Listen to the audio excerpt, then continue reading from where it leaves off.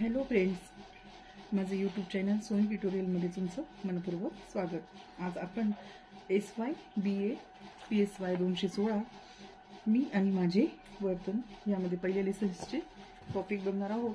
तर अवधान म्हणजे काय आणि अवधानाची निर्धारके याच्यामध्ये आपल्याला मेन टॉपिक जरी आपण ऐकले तरी आपल्याला पेपरमध्ये व्यवस्थित आपण याचे उत्तर मनाने लिहू शकतो। त्याआधी तुम्ही माझ्या चॅनलवर जर नवीन असणार तर व्हिडिओला लाईक शेअर कमेंट नक्की करा आणि सबस्क्राईब करायला विसरू नका। व्हिडिओ आवडला तर व्हिडिओला लाईक नक्की करा। अवधानाची व्याख्या बघूया। अवधान म्हणजे वस्तूचे निश्चित स्वरूपाचे ज्ञान होण्यासाठी उपयुक्त असे प्राथमिक समायोजन होय। मानसिक शक्तीची ती केंद्रित अवस्था आहे। अवधान ही तत्परतेची किंवा सज्जतेची अवस्था होय। मनाच्या एकाग्र अवस्थेस अवधान म्हणता येईल। द नॉर्मल म्हणजे व्याख्या आपण ज्या मानसिक प्रक्रियेद्वारे निवडक अथवा वेचक उद्दीपक किंवा उद्दीपक समूहाला बोधावस्थेच्या केंद्रस्थानी आणतो तिला अवधान असे म्हणतात। याच्यामध्ये आपण अवधान स्वरूप व लक्षणे बघूया। अवधान निवडीची एक हेतुगर्भ क्रिया। अवधान निवडीची एक हेतुगर्भ क्रिया। अवधान ही निवडपूर्ण क्रिया आहे।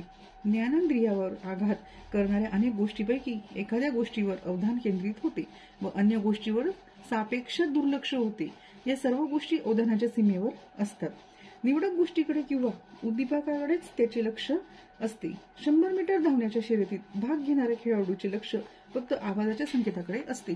त्याच्या शेजारी असणाऱ्या स्पर्धकाकडे, त्याच्या कपड्यांच्या रंगाकडे किंवा क्रीडांगण भोवतालच्या प्रेक्षकाकडे अजिबात नसते। 2. अवधानातील संवेदनेंद्रियाचे समायोजन।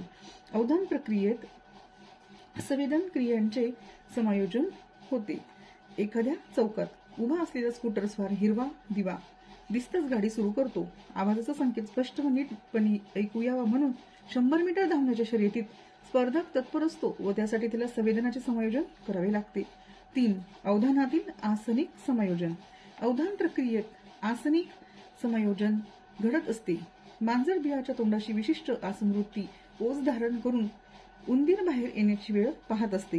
विशिष्ट योगासन करणाऱ्या व्यक्तीला चिंताची एकाग्रता निर्माण करण्यासाठी शारीरिक अवयवांचे आसनिक समायोजन करावे लागते।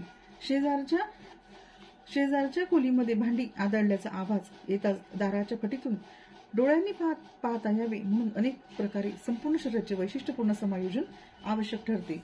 स्नायवी ताण म्हणजे अवधान प्रक्रियेत स्नायविक ताण व त्यामुळे स्नायू समायोजन होते।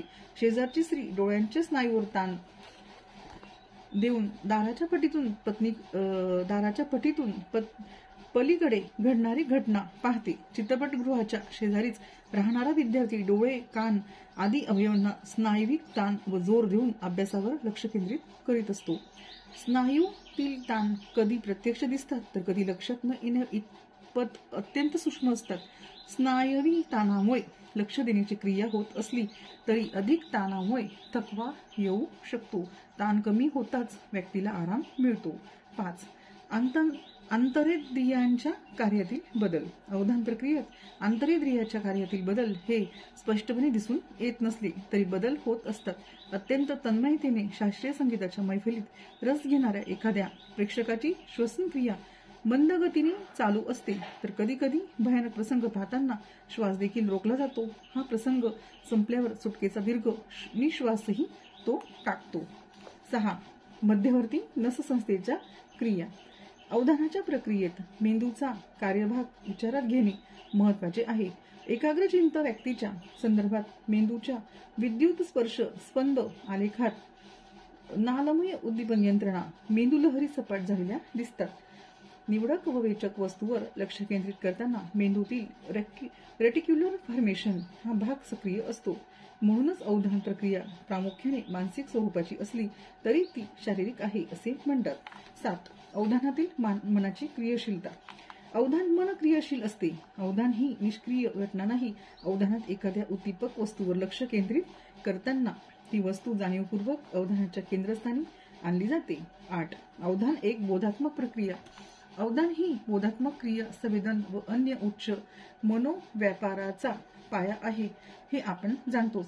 शिकण्याच्या प्रक्रियेत अवधानास अनन्य महत्त्व आहे। 9. अवधान ही समायोजनात्मक प्रक्रिया. अवधान ही एक समायोजनात्मक प्रक्रिया आहे. व्यक्ती अवतीभोवतीच्या परिसराशी मिळतेजुळते घेऊन समायोजनात्मक प्रतिक्रिया देत असते व ह्यावेळी अवधान केंद्रित करणे आवश्यक असते. अवधानामुळे परिस्थितीचे ज्ञान होण्यास मदत होते. उदाहरणार्थ, उंच आकाशात टोलविलेला क्रिकेटचा चेंडू पकडण्यासाठी खेळाडू हर प्रकारे समायोजन करतो व अत्यंत एकाग्रता ठेवून तो हाताच्या बोटात पकडण्याचा प्रयत्न करतो. 10. अस्थिरता. अवधान एक चंचल गतिशील क्रिया आहे. एखाद्या विशिष्ट वस्तूवर दीर्घकाळ अवधान केंद्रित करू शकत नाही. त्यात सतत स्थित्यांतरे होतात. उदाहरणार्थ, एखादी आवडती कादंबरी वाचताना आपले लक्ष सतत प्रत्येक वाक्यगणित प्रसंगागणित पुढे सरकत असते. ते एकाच शब्दावर स्थिर नसते. अस्थिरता अवधानाचा विशेष आहे. मानसिक तत्परता. अवधान प्रक्रियेत मानसिक तत्परतेला सज्जतेला अत्यंत महत्त्वाचे स्थान आहे. व्यक्तीचे मन ज्या वस्तूकडे असते त्यात व्यक्तीची मनाची तयारी सज्जता केंद्रित झालेली असल्यामुळेच त्याचे स्पष्ट ज्ञान व्यक्तीला होऊ शकते. उदाहरणार्थ, विद्यार्थी अभ्यास करणारच आहे ही मानसिक तयारी व सज्जता दर्शवितो तेव्हाच त्याचा अभ्यास चांगला होतो. 12. विदनिक सामग्री ओळखण्याची क्रिया. छाननी. आपल्याला प्राप्त होणाऱ्या वेदनांच्या विविध वस्तू सामग्रीची छाननी करणे, त्यातील काही वगळणे ही अवधानातील मूलभूत स्वरूपाची महत्त्वाची प्रक्रिया आहे. आपल्याला वेदनेंद्रियेकडून मिळणाऱ्या सर्वच संस्कारांना आपण स्वीकारत नाही. त्यातील असंबंधित संस्कार गाळून बाजूला सारून संबंधित वेदन संस्काराचे ग्रहण केले जाते. हे अवधानामुळे शक्य होते. उदाहरणार्थ, कोणत्याही चौकशी विभागाकडे जर एकाच वेळी अनेकांनी अनेक प्रश्न विचारून माहिती विचारली तर त्या चौकशी अधिकाऱ्यास कोणालाच समाधानकारक उत्तर देता येणार नाही. कारण एकाच वेळी तो अनेकाकडे अवधान लक्ष असे कसे देऊ शकेल. उलट तो गोंधळात पडेल. एकेकाने प्रश्न विचारल्यास त्याला उत्तर देणे सोयीचे होईल. याचा अर्थ अवधानातील निवड जेवढी महत्त्वाची आहे त्याच प्रमाणात वगळण्याची, छाननीची, वेदना सामग्री बाजूला करण्याची प्रक्रिया तेवढीच महत्त्वाची आहे. इथे आपण थांबू. पुढच्या व्हिडिओमध्ये पुढचा टॉपिक घेऊ.